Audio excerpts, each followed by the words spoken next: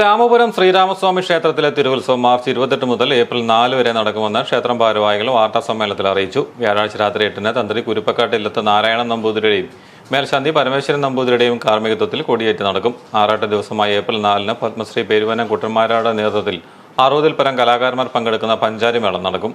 രാമപുരം നാലമ്പലങ്ങളിൽ പ്രധാന ക്ഷേത്രമായ ശ്രീരാമസ്വാമി ക്ഷേത്രത്തിലെ 2024 തിരുവുത്സവം March 28-ന് കൊടിയേറി April 4-ന് ആറാട്ടോടുകൂടി പര്യവസാനിക്കുകയാണ്.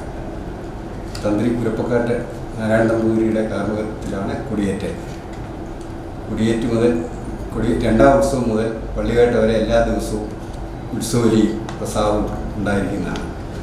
പിന്നെ കഥകളി, ഭക്തിഗാനമഞ്ജരി, പെരുവനം കുട്ടന്മാരുടെ പ്രത്യേക മേളത്തോടുകൂടിയാണ് ഇത്തവണ ഉത്സവം.